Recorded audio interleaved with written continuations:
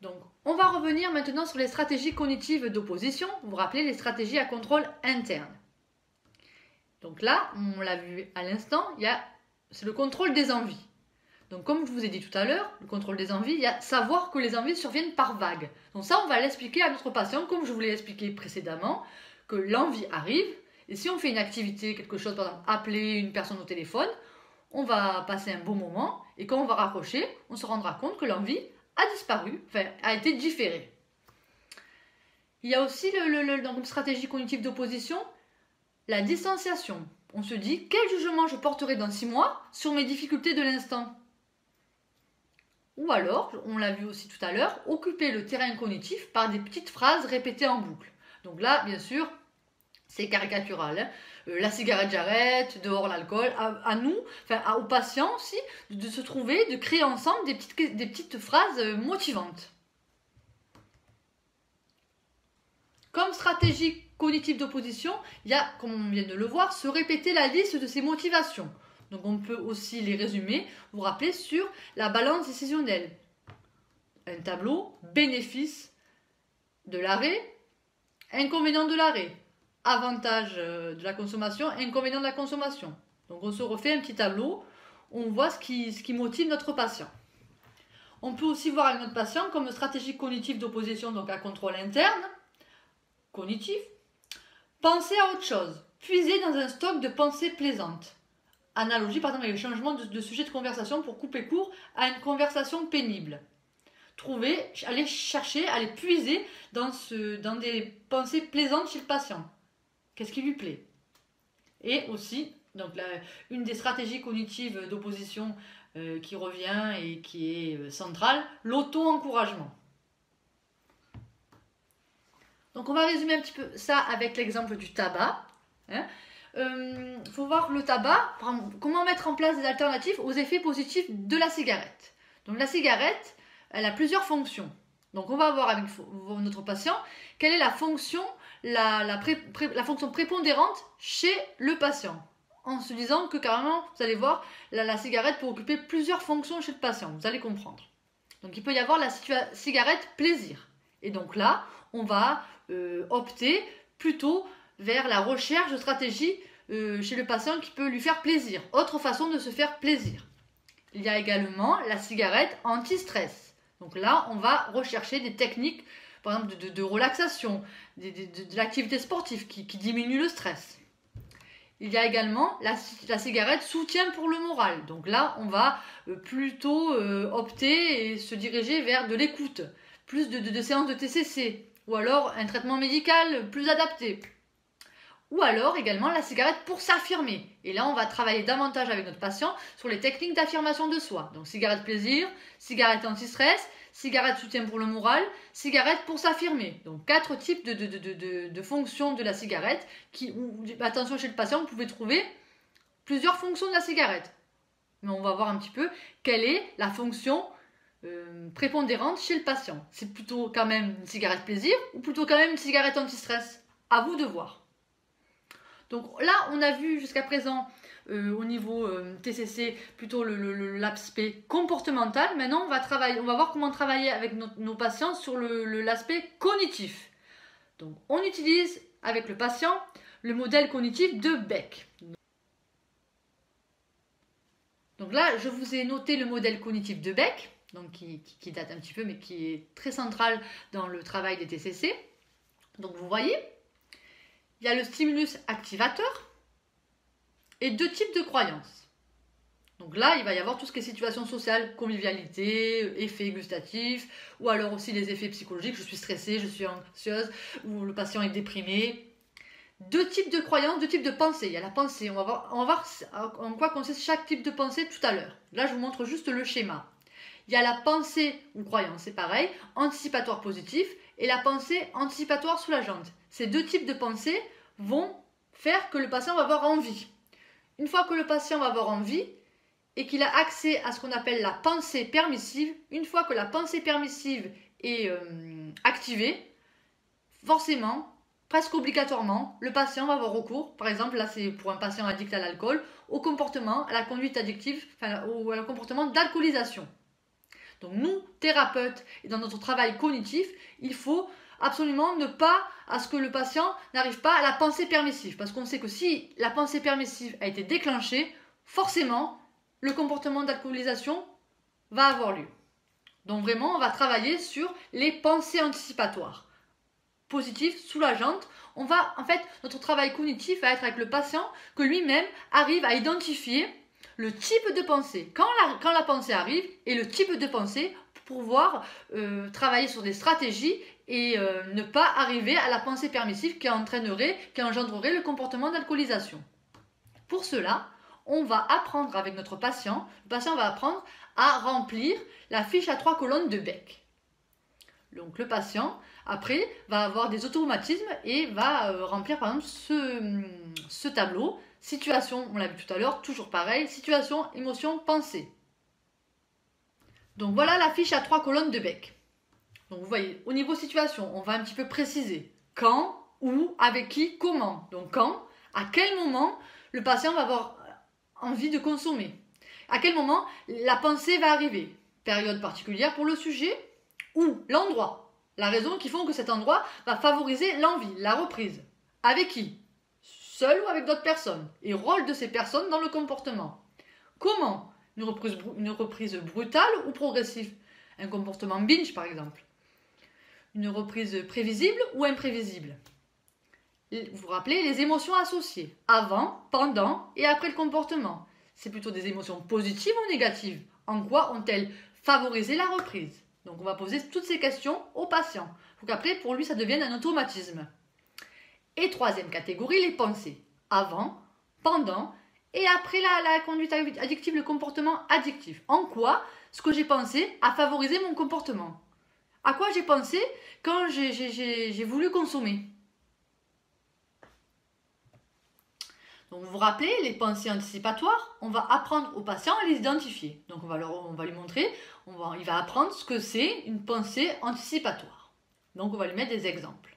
Et on va apprendre ensemble, c'est quoi une pensée anticipatoire. Donc par exemple, une pensée anticipatoire positive. C'est par exemple, je vais passer un bon moment. Un exemple de pensée anticipatoire soulageante. Exemple, je vais me détendre, je vais me calmer. Ou alors, un exemple de pensée permissive.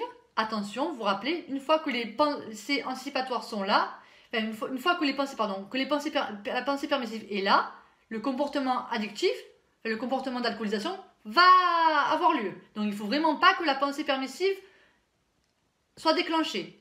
Donc la pensée permissive, un exemple de pensée permissive, c'est une petite cigarette, ce n'est pas bien grave, je l'ai bien mérité.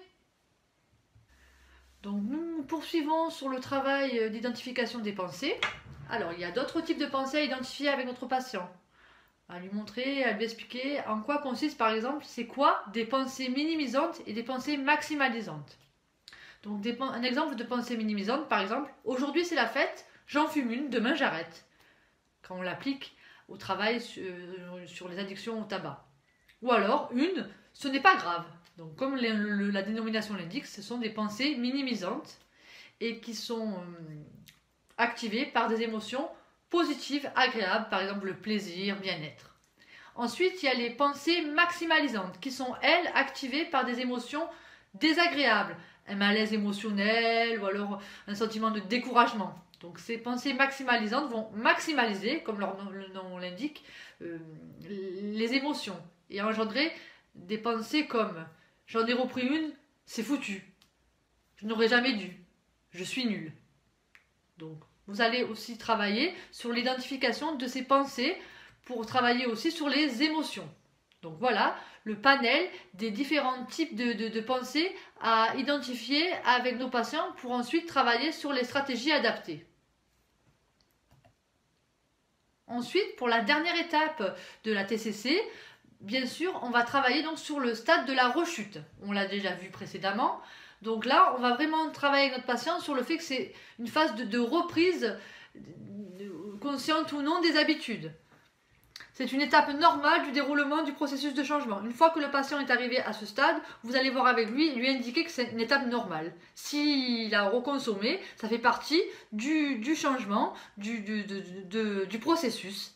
C'est une expérience et non un échec. Il a expérimenté une première fois tout le modèle et tout le processus. Maintenant, il va revenir et re-expérimenter, pas au même stade, le changement pour finir par aboutir, arriver au changement désiré.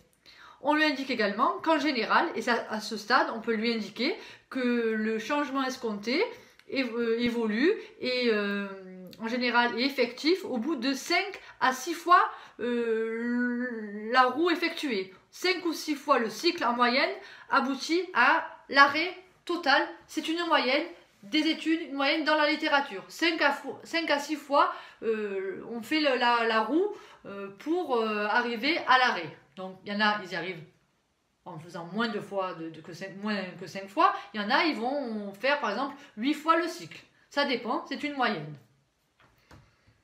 On va travailler également à ce stade sur comment mettre en place un plan d'urgence face à une situation à risque, face à une rechute. Face à une situation à risque, on reprend ça pour vraiment anticiper sur la reprise, sur la rechute. Donc on rappelle avec notre patient, donc le patient va prendre une feuille où il va mettre sous forme de tiré et il peut le garder sur lui. Souvent les patients par exemple vont le garder dans leur portefeuille et quand ils sentent l'envie, ils vont sortir cette feuille et la relire. Donc par exemple, ça c'est un exemple que je vous ai noté. Donc par exemple, on peut quitter la situation face à une envie, une situation à risque, donc une envie qui survient brutalement, quitter la situation, s'opposer directement à l'idée de boire, auto-encouragement, vous vous rappelez, stratégie cognitive d'opposition, stratégie à contrôle interne, aussi penser à autre chose, puiser dans les pensées plaisantes, penser aux bénéfices liés à l'abstinence, donc là le patient va noter ses bénéfices, penser aux expériences pénibles qu'on a eues avec l'alcool, avec le produit, se souvenir quand on a arrêté, comme on était bien, les effets positifs dans sa famille, au niveau de sa situation professionnelle, sociale. Si je ne me sens pas de m'auto-encourager et si je sens que l'envie arrive, appeler un ami, une personne soutenante, ou alors se donner un petit délai et quand je sens que le délai est passé, ben là je vais passer à l'action, appeler mon thérapeute, appeler une personne soutenante également. Donc voilà, c'est aussi des exemples de propositions, d'items et de choses que va pouvoir faire le patient s'il était face à une envie brutale ou une situation à risque. Ce qu'il peut se noter sur son papier, sur ses notes personnelles. Voilà. Maintenant, nous allons passer à la troisième partie, comme je vous ai dit tout à l'heure. Donc, on va faire des petits exercices pratiques, des petits items. Donc, je vais vous noter un morceau, une phrase d'un entretien d'un patient et vous allez me dire à quel stade correspond cette phrase, cet item. Donc, je vous rappelle, les stades, il y a 6 stades. Vous vous rappelez les phases, dans la phase motivationnelle, les 3 stades, donc toujours le modèle de Prochaska et Di Clément. Donc, les 3 stades de la phase motivationnelle sont le stade de pré-contemplation, le stade de contemplation et le stade de détermination, prise de décision. Dans la phase thérapeutique qu'on vient de voir dans cette vidéo, il y a aussi 3 stades, le stade d'action, le stade de prévention de la rechute et le stade de rechute. Donc nous aurons 16 items. Allez, on va commencer par le premier item. Ma femme n'arrête pas de se plaindre de ma consommation de tabac, c'est son problème.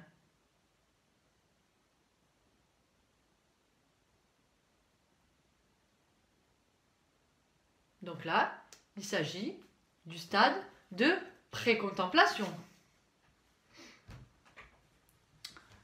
Deuxième item, les choses vont bien depuis 6 mois, depuis que j'ai arrêté de boire.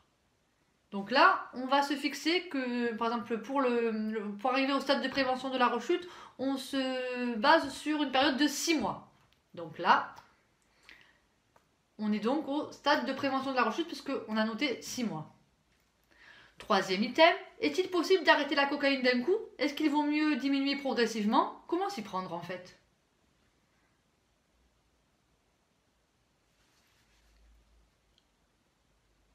Donc là, on note l'ambivalence, on est au stade de contemplation. Quatrième item, si j'avais un appartement convenable, tout irait bien.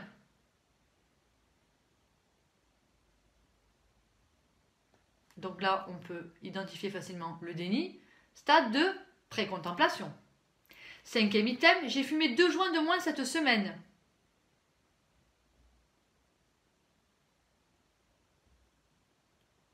Stade d'action. 6e item, si j'en étais capable, je diminuerais ma consommation, mais je n'y arrive pas. J'ai besoin d'aide.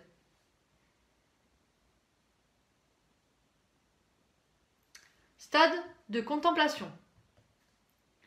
On continue, 7e item, depuis 7 mois, j'ai réussi à ne boire que le week-end. Donc là, on va se dire que l'objectif, c'est boire que le week-end. Donc il y a plus de 6 mois, 7 mois. Donc on peut se dire qu'on est au stade de prévention de la rechute. 8e item, je ne me suis pas disputée avec mon épouse depuis que j'ai arrêté de boire la semaine dernière.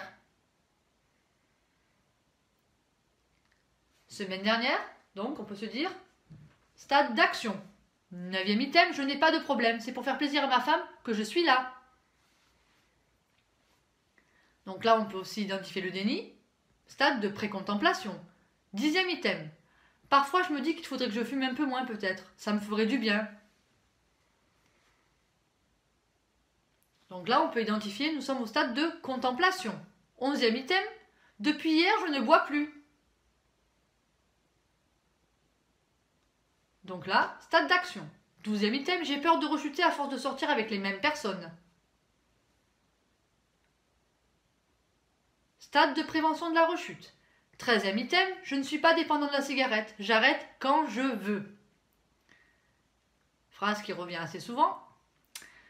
Stade de pré-contemplation, déni.